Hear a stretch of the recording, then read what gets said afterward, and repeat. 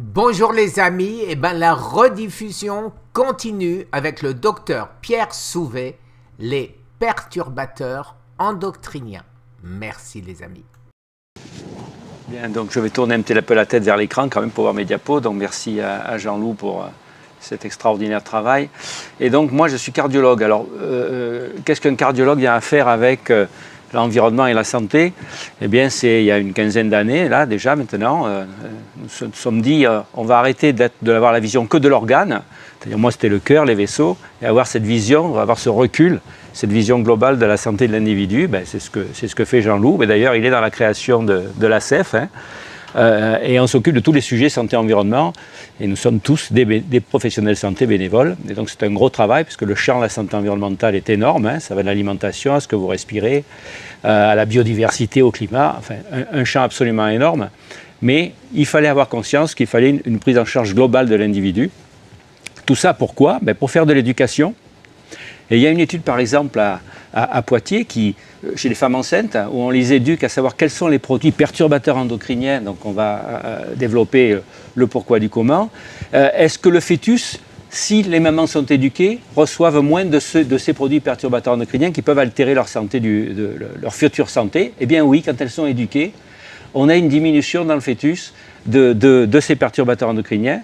Et donc on rejoint une politique de prévention. Vous savez qu'en France, 1% seulement de la santé, du budget de la santé est orienté vers la prévention. Le reste vers le soin. On est bon en soins, mais pas assez en prévention. Et donc nous sommes pour l'éducation, pour la prévention et pour la prise en charge globale de l'individu, qui soit, comme on l'a dit, c'était notre slogan, être acteur de sa santé.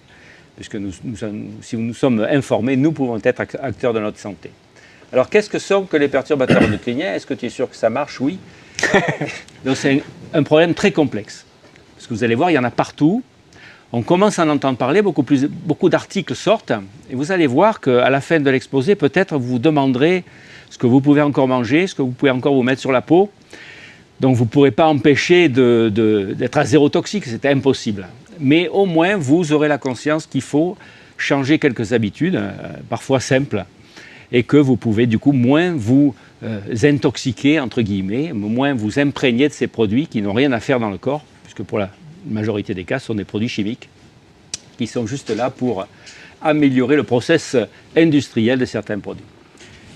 Je vois que je commence à manquer beaucoup de cheveux, hein. Donc, c'est les perturbations endocriniennes. C'est les perturbations de l'âge. C'est pas endocrinien, c'est de l'âge, je crois que. Donc, selon l'Organisation mondiale de la santé, les perturbateurs endocriniens, c'est des substances chimiques naturelles, artificielles, étrangères à l'organisme, qui vont interférer avec le fonctionnement de vos hormones. Chez vous, mais aussi chez les descendants, c'est une des particularités donc de ces perturbateurs endocriniens.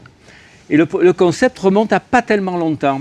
On a vu que, par exemple, des loutres en Angleterre disparaissaient parce qu'il y avait un empoisonnement avec un pesticide, la dieldrine, ou les phoques d'Europe de l'Ouest, les phoques de la mer Baltique, étaient intoxiqués au PCB et disparaissaient par des troubles de fertilité.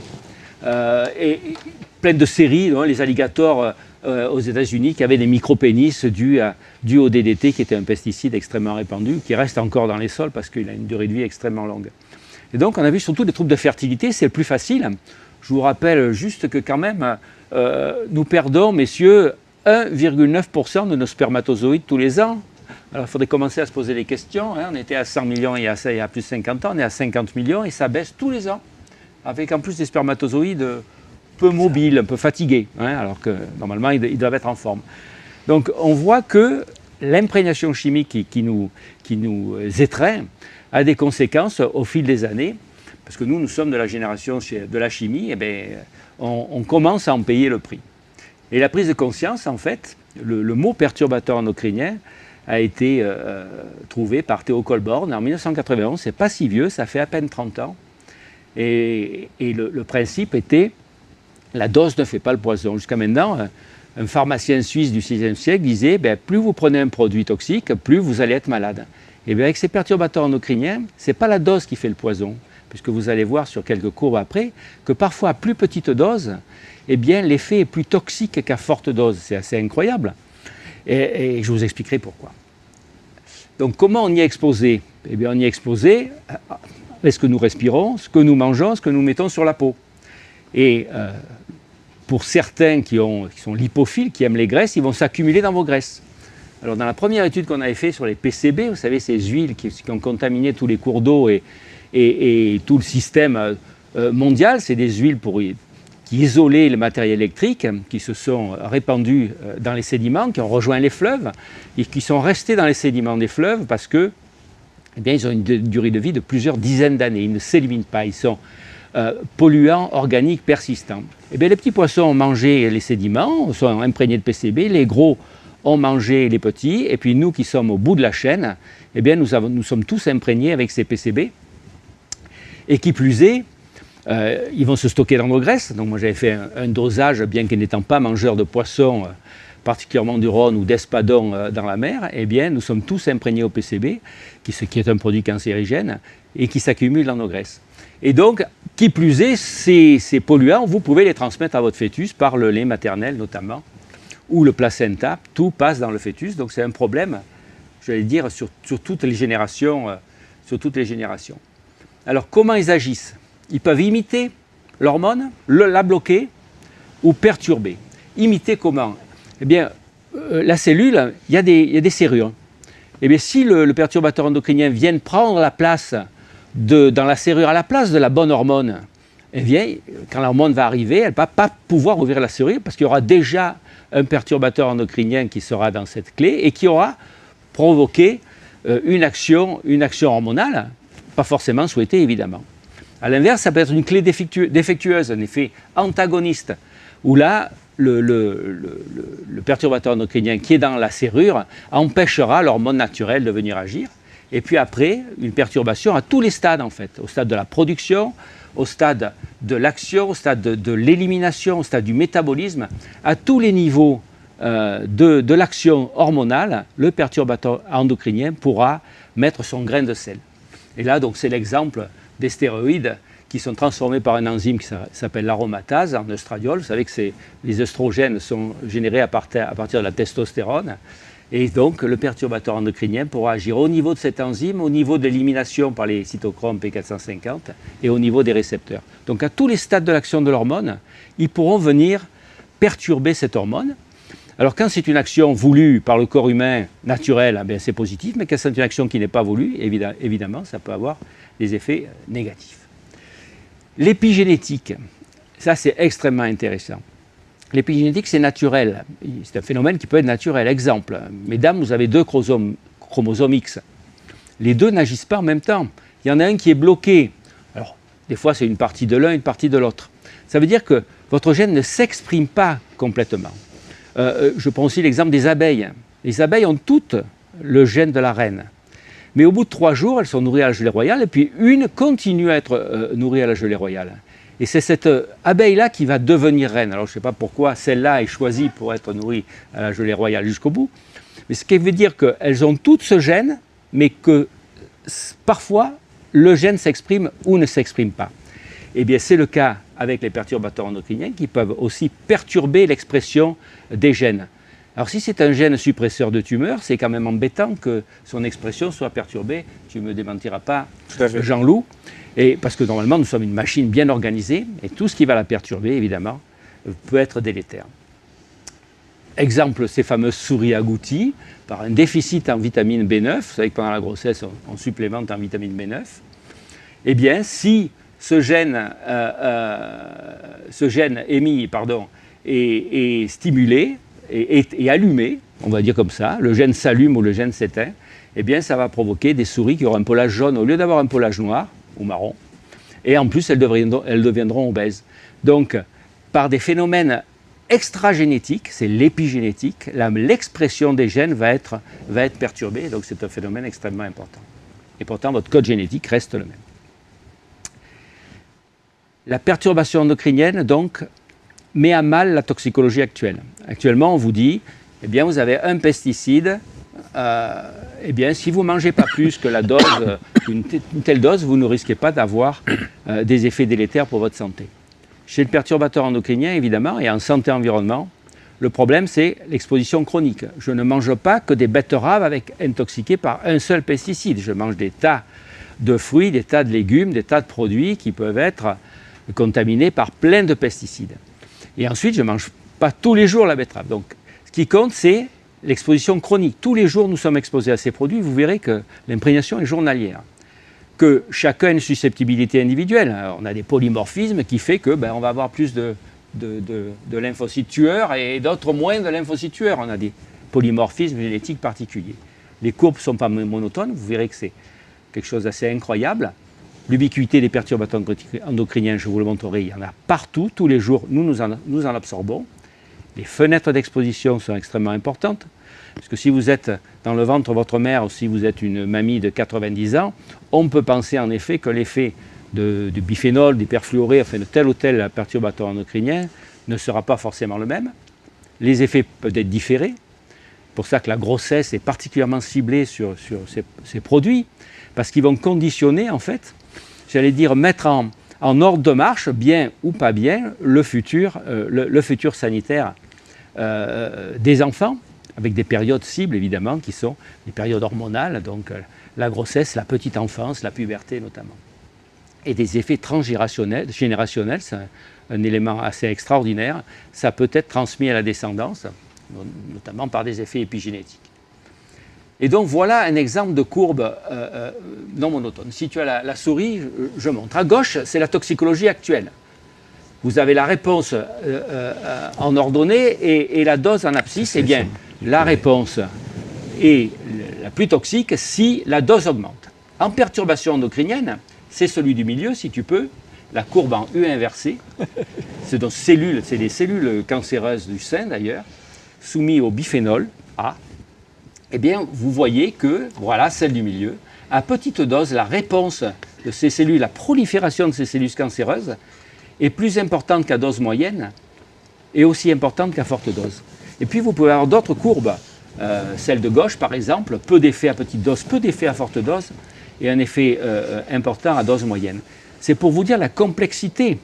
Parce que quand je vous dis, je vais vous proposer des éléments pour éviter ces perturbateurs endocriniens, quand on voit ces courbes, vous pouvez me dire, mais à toute petite dose, ça peut être encore plus toxique. Et oui. Et c'est pour vous montrer que c'est d'une grande complexité et que nous en sommes dans l'évitement actuellement, mais que toutes les réponses, nous ne les avons pas.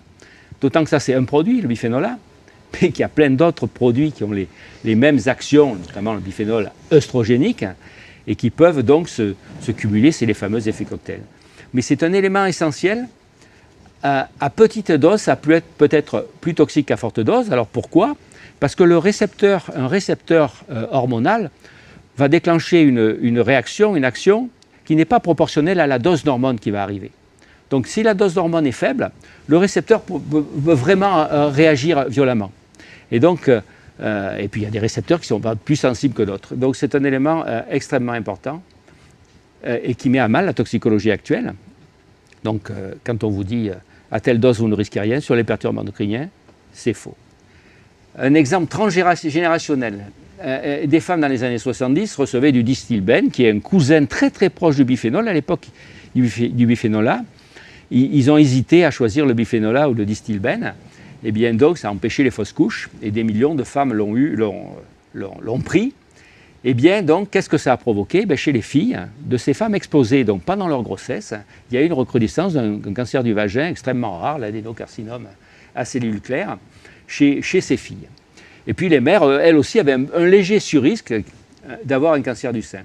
Et chez les fils aussi, ce n'était pas donc que chez les filles où il y avait ce fameux cancer du vagin. Chez les fils, il y a eu plus de cryptorchidie, d'hypostadias, vous savez, c'est des anomalies au niveau de l'appareil génital, et un risque de cancer du testicule qui était élevé. Et les petits-fils, donc vous voyez, ça se transmet, donc, ont également donc, plus d'hypostadias et de cryptorchidie.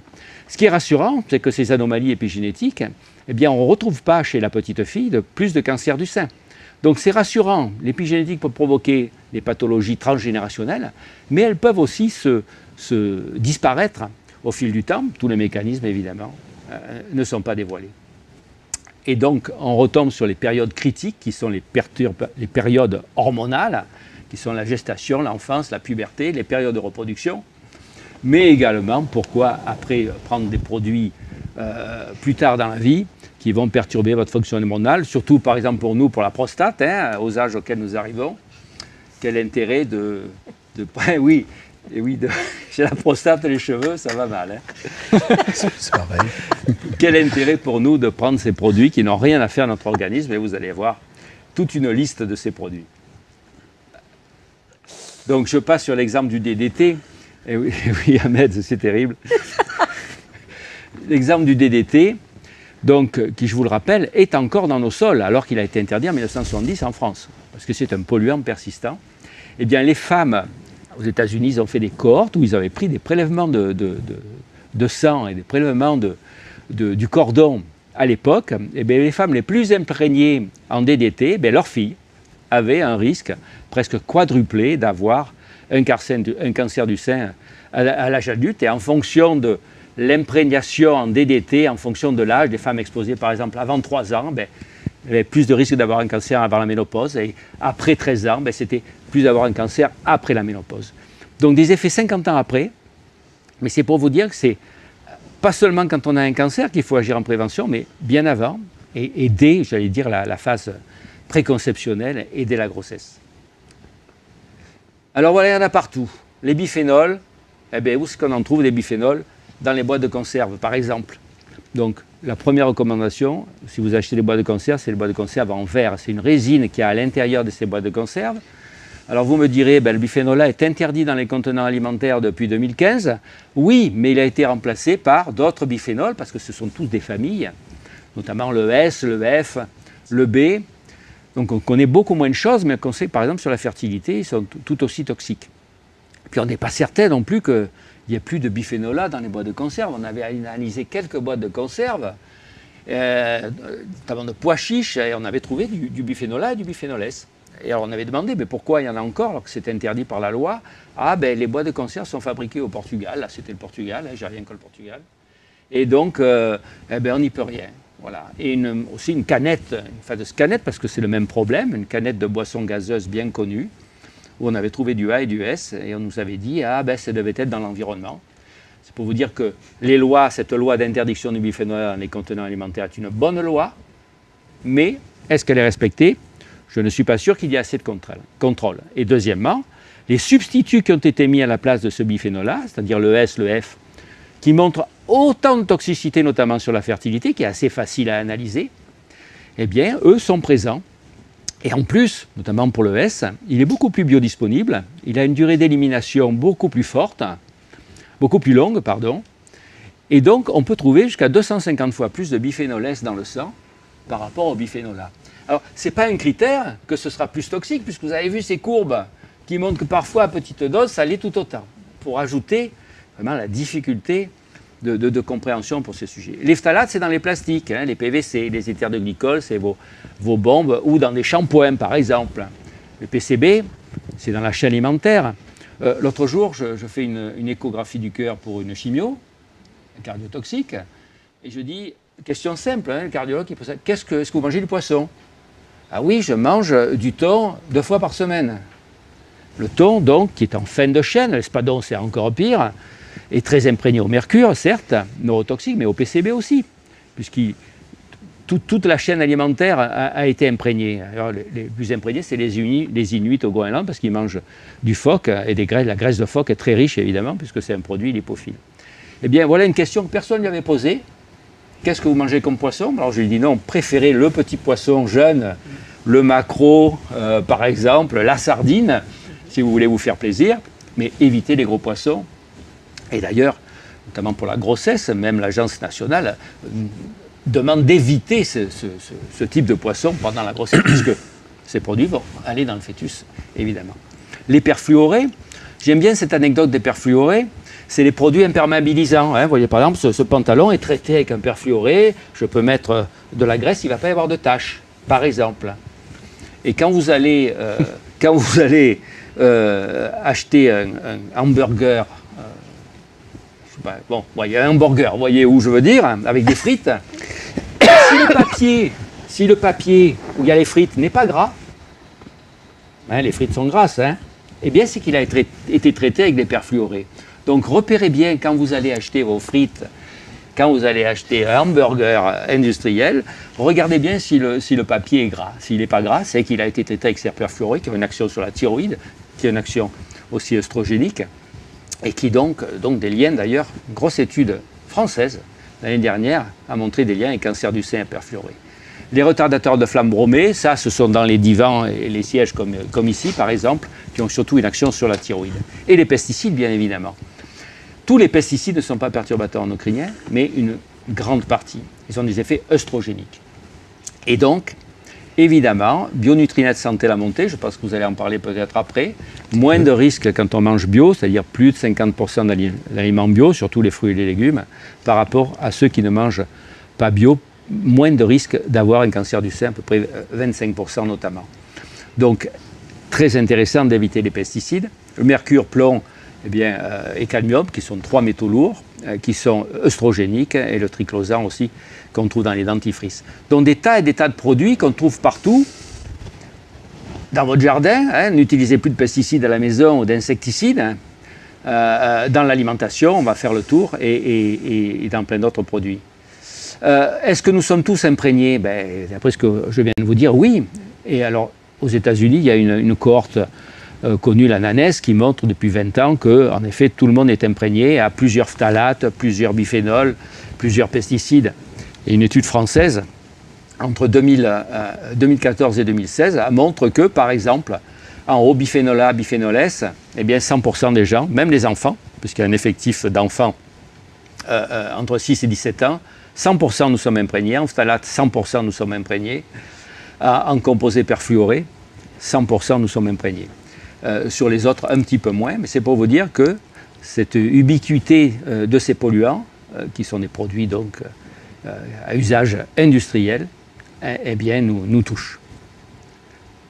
La suivante, qu'est-ce que ça donne les perturbateurs endocriniens? Ça donne des troubles métaboliques, de l'obésité et diabète 2. Pourquoi? Parce qu'en fait, vous savez que les œstrogènes notamment, il y a des récepteurs partout aux œstrogènes. Dans les vaisseaux, dans le cerveau notamment, absolument partout. Et ils sont capables de perturber l'adipogénèse. On a montré par exemple chez des souris qui étaient nourries pendant 5 jours après leur naissance avec du biphénol A, et d'autres non, eh bien celles qui étaient nourries au biphénol A devenaient obèses. Ce n'est pas parce qu'ils faisaient le même exercice, hein, les deux couraient autant, hein, ces deux souris. Mais par la modification de l'adipogénèse de vos adipocytes, vos cellules graisseuses qui devenaient plus grosses, plus nombreuses, eh bien les gens devenaient obèses. Donc quand vous rencontrez quelqu'un qui est obèse, ne pensez pas qu'il mange forcément n'importe quoi. Ils ont pu être programmés très tôt par une action de ces perturbateurs endocriniens, bon, en l'occurrence là, le biphénol A, mais d'autres sont obésogènes et diabétogènes. Les cancers hormonodépendants, c'est évident que la majorité de ces produits, sur les pesticides, les biphénols, ont une activité œstrogénique. Qu'est-ce que vient faire des œstrogènes si vous avez un cancer du sein, la prostate, les testicules, là au milieu? On me donne toujours l'exemple du parabène. J'avais rencontré un grand toxicologue.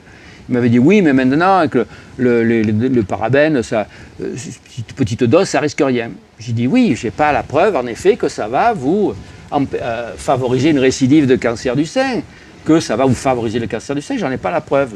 J'ai rien lu, tu me diras si tu as lu des choses sur là. Mais quel intérêt ça a de venir introduire un œstrogène qui n'a rien à faire dans l'organisme, alors qu'on a un cancer du sein? Pour moi, c'est une aberration. Et les troubles du développement cérébral, là aussi, pourquoi quand on est imprégné au biphénol, on a un trouble du développement cérébral? Parce qu'il y a des récepteurs à l'œstrogène dans le cerveau, c'est assez incroyable. Je vous rappelle que les hommes et les femmes ont des œstrogènes, hein, ce n'est pas spécifiquement pour les femmes. Nous en avons un peu moins, mais tous les deux, nous en avons. Et les liens avec les cancers, donc les pesticides, donc une activité toxique propre, mais aussi par cet intermédiaire d'une activité œstrogénique, et bien donc prostate, mais aussi leucémie, mélanome, lymphome non-hodgkinien, myélome, etc. Le biphénol A, alors, pas d'études claires, parce qu'évidemment, on ne peut pas être imprégné qu'au biphénol A, il y a tout ce cocktail. Mais chez le primate et chez le rat, donc on a soumis donc, ces fœtus à ce produit, eh bien une modification donc, canalaire de la glande mammaire qui est susceptible de favoriser à l'âge adulte la survenue de cancer du sein, notamment chez le primate, où il y avait 2 fois plus de risques, donc chez ces primates exposés pendant la grossesse, de développer un cancer du sein. Les phtalates, donc certains, c'est toute une famille cancérigène suspectée, avec des liens pour certains avec cancer du sein, de l'ovaire. Les perfluorés, là aussi des liens avec cancer du sein, l'étude de l'année dernière nationale, mais aussi testicules et reins. Les parabènes, je vous l'ai dit, pas de réponse formelle, mais qu'est-ce que vient faire un oestrogène au milieu? Et les métaux lourds, cadmium, PCB cancérigènes, qui favorisent les métastases pour le PCB.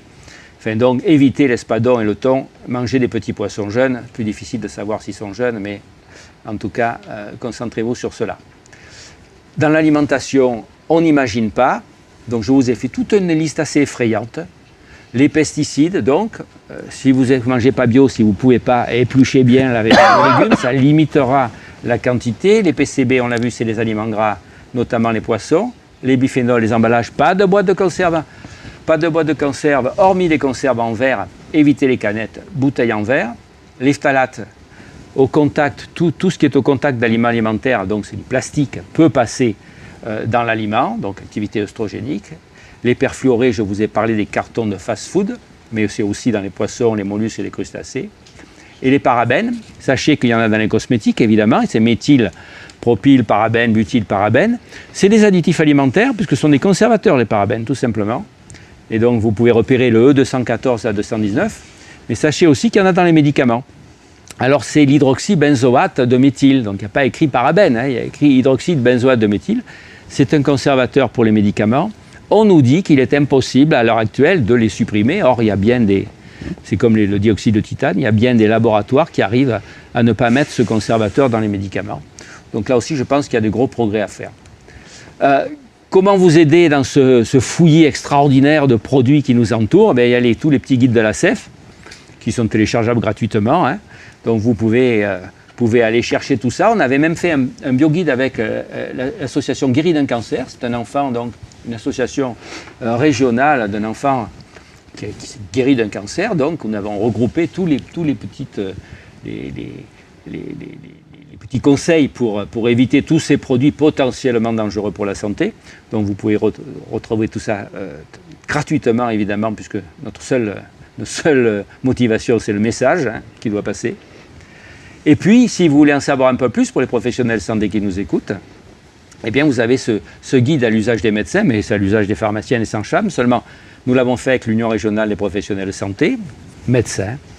Mais c'est un guide, j'allais dire, universel, national, puisqu'il a été présenté aux Journées nationales santé-environnement. Vous avez à la fois un dossier pratique sur les éléments scientifiques, beaucoup plus fouillé que ce que je vous ai dit, avec toutes les références, il y en a des centaines, mais aussi un dossier pratique qui rejoint donc les éléments à éviter. Donc vous avez des outils à la fois pour le citoyen et à la fois pour le professionnel, dont vous pouvez vous inspirer pour limiter votre exposition, même si sans garantie absolue. C'est un petit peu ce qu'on a dit tout à l'heure, quand même être acteur de sa santé, réfléchir à ce qu'on absorbe et prendre les bonnes décisions. Je ne veux pas vous dire ça va vous diminuer parce que les études sont extrêmement difficiles, hein, puisque nous sommes imprégnés par tout un tas, donc des dizaines et des dizaines de produits chimiques, donc impossible d'en cibler un en particulier. Mais en tout cas, je pense que c'est la bonne démarche, hein, avoir cette vision globale et être acteur vraiment de sa consommation. Voilà, j'ai terminé. Merci Pierre. Alors tout de suite, donc les questions. Tout à l'heure, je disais, on ne va pas pouvoir bien sûr répondre à toutes les questions. Hein, mais je vous ai dit, ça va nourrir par contre peut-être des rencontres pour aller plus loin, des interviews qu'on pourra faire avec Pierre. Maintenant, j'ai 2 petites questions là. Déjà, une question sur les sardines. Donc tu dis, pas les sardines en boîte. Et oui, le problème, et c'est tout le problème en effet, il faut mieux des sardines fraîches. Parce que, alors le problème c'est, si on savait, si le fabricant de la boîte de conserve nous disait il n'y a pas de biphénol au pluriel, c'est-à-dire ni du A, ni du S, ni du F, qui recouvre l'intérieur de ma boîte, ça ne poserait pas de problème, mais ce n'est pas le cas. Vous avez remarqué que les tickets de caisse ou les tickets d'autoroute, puisque le passage notamment sur les caissières par le ticket de caisse qui était imprégné au biphénol A se faisait par la peau, parce que tout passe aussi par la peau. Et bien maintenant, vous verrez sur ces tickets sans biphénol au pluriel. Sur les biberons, ça a été interdit, mais pas dans les boîtes de conserve. Donc, c'est bête pour ceux qui font l'effort de ne pas mettre des biphénols dans les boîtes de conserve, mais on est obligé de dire, évitez les boîtes de conserve. Voilà. Sachant que dans le plan national santé-environnement, à l'heure actuelle, il y a beaucoup d'incitations vers les industriels. Je vous donne l'exemple, par exemple, des nanoparticules dans les cosmétiques. Normalement, quand il y a des nanoparticules, notamment le dioxyde de titane dans les cosmétiques, ça doit être écrit. La direction des fraudes a fait une étude sur 19 crèmes susceptibles d'en contenir. Eh bien, 18 sur 19 en contenaient, mais aucune n'avait déclaré qu'il y en avait. Pour vous donner un autre exemple, les peintures, c'est tout bête, les peintures à l'eau. Vous savez, quand vous achetez, on vous demande de limiter les composés organiques volatiles, notamment le formaldéhyde qu'il y a dans les rejets de peinture qui est cancérigène. Pour l'oropharynx, il favorise le risque de leucémie. Eh bien, elles sont toutes étiquetées à plus, parce que l'étiquetage est obligatoire. Mais il n'y a jamais eu aucun contrôle de la véracité de l'étiquetage. Et l'Institut national de la consommation a étudié 20 peintures à l'eau, c'est pas beaucoup. Et bien, sur les 20, il y en avait 6 qui n'étaient pas du tout à plus. Donc vous voyez qu'on peut avoir des législations intéressantes. Encore faut-il qu'elles soient respectées. Oui, d'accord. Je ne sais pas si c'est toi ou Jacques qui répondent à cette question sur le fait que les perturbateurs endocriniens puissent agir sur les récepteurs aux hormones, modifier leur conformation ou leur expression. Mais c'est ça, oui, c'est tout à fait ça. Ça agit à tous les niveaux de l'action de la cellule, soit l'effet qui va mimer l'hormone, c'est-à-dire elle prend la place de l'hormone et elle va la mimer, soit au contraire, elle va bloquer son action. Et ça donc s'agit à tous les niveaux, mais aussi de la production. Par exemple, là on ne parle pas de thyroïde, mais pour les polybromés, donc il y a dans tous les mousses en polyuréthane, donc dans votre voiture, dans votre siège de voiture, dans ces fauteuils, c'est riche en brome et c'est très proche de l'iode. Et notamment chez la femme enceinte, ça va prendre la place de l'iode. Et l'iode est indispensable pour développer l'hormone thyroïdienne qui va développer le cerveau du fœtus. Et donc en prenant cette place, eh bien, on va s'orienter vers des troubles du comportement ou une baisse du quotient intellectuel du fœtus. Donc là, la solution, c'est bien aérer. C'est comme pour le Covid, je vous conseille de bien aérer vos pièces pour limiter, pour renouveler l'air et faire que, évidemment, toutes ces poussières chargées, parce que la contamination se fait aussi par les poussières, et bien donc que l'air soit renouvelé au maximum. D'accord. Et je confirme ce que tu disais sur le fait que c'est vrai, on donne des traitements anti-hormonaux, c'est-à-dire des traitements où on réduit la production d'hormones, où on bloque l'effet des hormones, après un cancer du sein notamment, et c'est évidemment pas logique de se retrouver du coup exposé en plus par l'extérieur et par des substances qui ne sont pas du tout la même qualité que les œstrogènes naturels. Donc je confirme que c'est une aberration évidemment. Et donc le problème, c'est donc on évite ces produits qui sont des produits industriels. Le parabène, c'est un conservateur, c'est tout. Ça ne va pas améliorer la qualité de votre peau, c'est un conservateur. Après se pose le problème du substitut. Et là, on voit avec le biphénol A que les substituts sont potentiellement tout aussi toxiques. Donc il y a vraiment un énorme travail à faire sur ça. Très bien.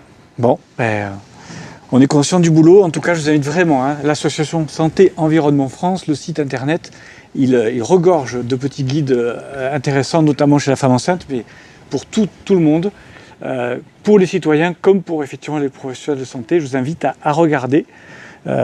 À regarder. Il y a une newsletter régulière aussi. Vous pouvez vous abonner. Et pour te dire que les jeunes poussent, l'Association nationale des étudiants en médecine de France, l'Association nationale des étudiants en pharmacie de France, l'intersyndicale des internes en médecine générale nous a demandé, vous vous rendez compte, comme on n'est pas formé à la fac, nous a demandé de les sensibiliser. Et donc nous travaillons avec eux maintenant pour leur faire passer ces messages. C'est pour vous dire que les futures générations de professionnels de santé sont beaucoup plus motivés, j'allais dire, que l'ancienne. Et ça fait plaisir. Belle nouvelle. Belle nouvelle.